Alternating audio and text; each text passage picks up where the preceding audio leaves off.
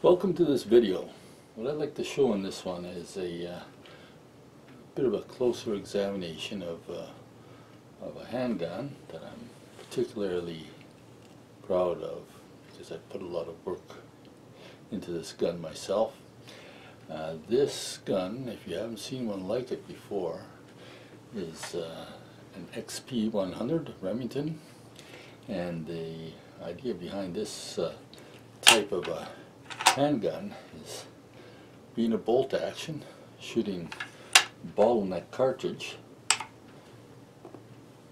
You could shoot a bullet fast and far and accurately.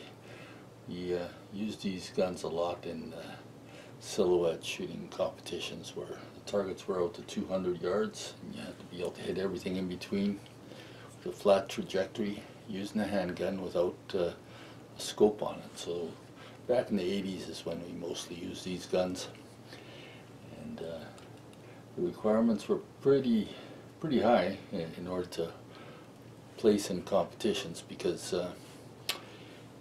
you had to get pretty well 40 out of 40 targets, so perfect scores in order to really place. So the Remington came out with an XP-100, I think initially in the 1960s. And they stopped production on these guns in about 1998, I believe. And they came out in a variety of cartridges, chamberings. I think the 223 Fireball was the first one. And as the popularity of the gun grew and caught interest of the silhouette shooting crowd, people started asking for something with a little bit more power to make, because we had to knock down heavy steel silhouettes even out to 200 meters. So what Remington did was they produced this gun in a 7mm bench rest Remington cartridge, which is one of these. Now this is using a cast bullet of mine. A lot of people use jacketed 7mm ammo. And the interesting thing about that enterprise was, as far as I know, it's the only time a manufacturer made a gun chambered for a cartridge that didn't really exist except in the world of Wildcats. So what you had to do was you had to start off with a 308 case like that and bring it down, shoulder down, and reduce the diameter of the case down to 7mm, and then thin out the neck with the outside neck turning tool and the whole works. It was quite a bit of work. Yeah. So what I did is I made a bunch of those cartridges for this gun, and I used cast bullets. Got gas checked on these bullets because they're going about 2,000 feet per second, and even make my own gas checks. You can see these here. I think you can see them there. Gas checks using a Pat Marlin's. Now I make my own gas checks, at least using the Pat Marlin's check maker. And so a lot of stuff of my own went into shooting this gun, beginning with the fact that the gun originally came with a plastic stock, which was sort of functional. It was one of the very early plastic stocks on guns produced by Remington, and it was a neat kind of space-like looking stock at the time, but it was plastic, and I hated plastic on a gun, and I still do actually. So I finally got frustrated enough and decided to make my own stock, and not having the monies to buy these pre-made stocks that were becoming available. I just bought a piece of cherry wood, and that was just a straight square chunk, 6x6 or whatever, chunk of cherry wood, and went at it with a angle grinder and I bought some ebony wood. I think that's ebony up here. Made some inlays you can see on it, and just to fancy it up a bit, even put in a bit of a bedding inletting there in the handle here and there. Just tried to make a nice job of it, even though I had never made a full stock before. I thought, well, let's see if it can be done. So this took me really about 300 hours to make this stock, and I think it turned out nice. I really like the design of it. It's got a kind of a unique look to it, very slender forearm, and sweeps back, lots of meat in the receiver area to hold back the substantial recoil that this gun generates. The fore end of the stock, in order to meet competition standards, the whole gun had to be within a certain weight. So I wanted to reduce the muzzle flip, so I poured some lead into the forearm to weight that down, and then hollowed out the handle to reduce weight there. That's actually why I have that ebony insert there, is to cover the hole that I drilled in there to hollow out the handle. Did a lot of stuff to this gun. The sights are Williams sights, but I went with blade. Put a blade from a Thompson Center Contender, I think, in there back in at that time. The front sight is a Lyman Globe sight. I actually made my own inserts to fill out the blade of this sight just right. So put in a lighter shroud over the bolt here. All that was in order to reduce the weight of this gun, and it is just a superb shooter, just a great shooting gun. Maybe more controversial is what we used to do in those days quite a bit, was have these blind holes for the triggers. I still kind of like it. It's one thing about it, when you put your finger in there, that you can place your finger pad on the same position every shot. Your finger only goes so deep into the hole. I mean, it also just looks cool, looks nice, but it does encourage a consistent placement of your finger on the trigger pad from shot to shot.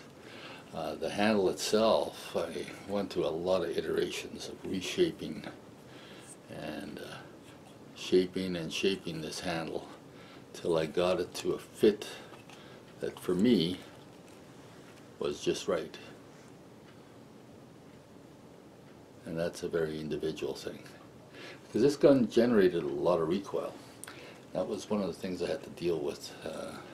As you go to a competition, you can shoot 40 to 80 rounds in a competition, and a gun hammering back at you, it starts to wear on you after a while. So, you know, you got to have everything fitting you just like a glove.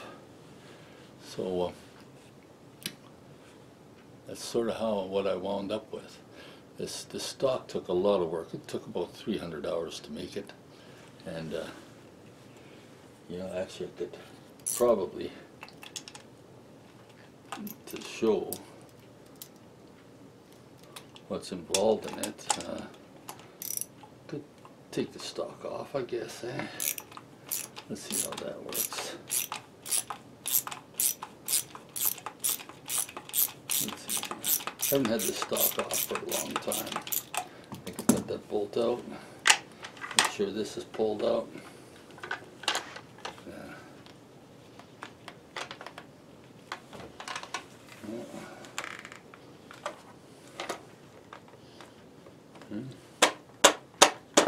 Yeah, there she comes.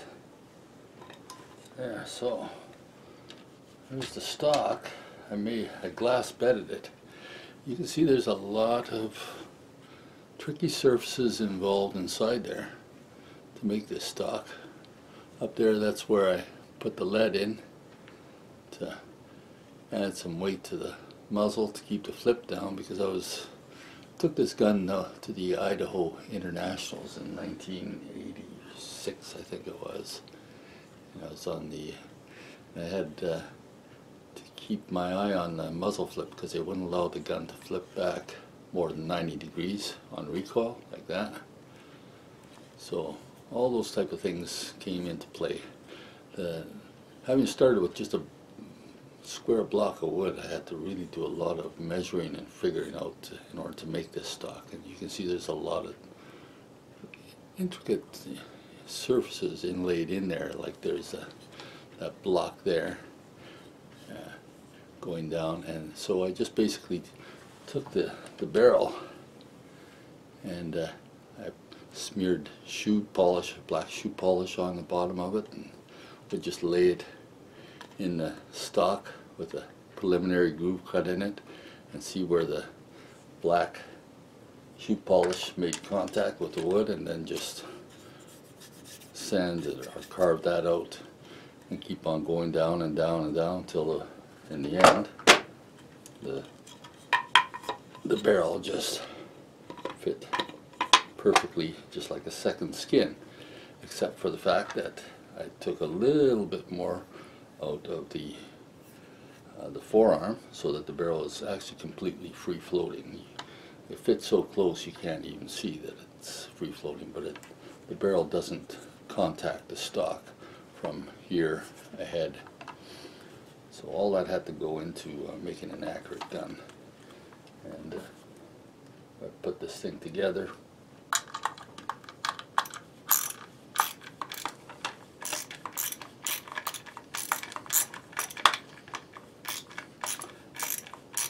This gun, I made this stock about 30 years ago. Oh, I got it just right. Okay, I made it about 30 years ago, and it took me about 300 hours to make it. Not knowing how to make a stock, starting with a square block of cherry wood, I looked around for some tool to do it, and I just picked up an angle grinder and just went at it with that. And actually 99% of the shaping I did with an angle grinder, and the rest of it with sanding blocks and so forth. And I finished the wood with tongue oil, using about 6 or 7 coats. Every coat of tongue oil I would sand, wet the wood and sand it, and leave the powder of the sawdust accumulated from the sanding on the surface, on the wet surface with tongue oil, and just let it dry for a day, and then hit it again with some tongue oil and sand it and leave the sawdust right on there and let it dry for a day. And that went on and on for layer after layer, and that sawdust and the tongue oil would just perfectly seal the wood on this gun. So managed to get a very nice finish on it in the end. It's taken a little bit of beating here and there. This gun has been very well used. It's had thousands of rounds shot through it, but it's still holding up very well. So I thought I'd show you this gun because it is a bit unusual. I've pretty well always shot cast bullets through it, so hopefully that helps the barrel last longer as well. And it's just a pleasure to shoot. It's unusual. When you bring a gun like this to the range, people look at that and say, what is that thing you got there? And especially the younger shooters, since the gun hasn't been made since 1998. At one time, this was a pretty common gun to see on the competition line. Not so much anymore, I guess, but I like the lines of it. I really love this gun, and I plan to keep it forever. So thanks for taking some interest in my XP-100 loaded for 7mm bench rest Remington. Another aspect to this gun is the case that was required to transport it, the laws in Canada are very strict with regards to the transporting of handguns, and because of that, I had to make a case of my own for this gun. So I thought I'd just throw this in as another one of the parts of this system that I had to make myself. The laws state in Canada that a handgun has, when it's transported from your house to the range, it has to be locked. Now in the case of this one, the gun, to be locked, I have to take the bolt out and put a cable lock through it. So first you put a cable lock through the gun, and then you have to have a case that is also locked, and the case has to be opaque, so something that you can't see through. So kind of looked at that kind of situation and came up with this. This is my case. So just to give you an idea of what I did, I molded this case to fit the gun. And this is all made out of moose hide from a moose I shot some years ago. You can see the it's just kind of design I came up with myself. Because of the shape of the gun, the rear part of it is quite large, and so I have this kind of cut. I sewed it together at right angles, which is a lot of work, and fashioned a carrier that can, a sling that I can carry it with when I'm taking it to the range. And when you put the thing together, it's like those old binocular cases used to fit, sort of like that. And then I can just cinch this through, and this type of a buckle, you can put a lock through that little hoop there. So I put a padlock through that, and the whole thing is strapped tight so that the gun is secure and meets with the Canadian laws. So then you just take this.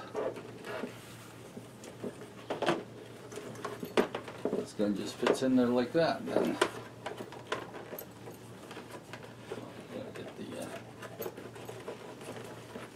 you get a pretty good fit for the gun. Slide that in there.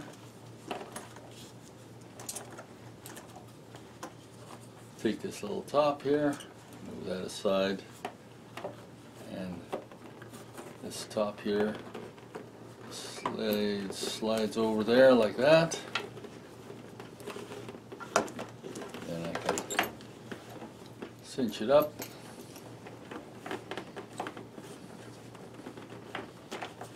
Make sure it's all in there. And it's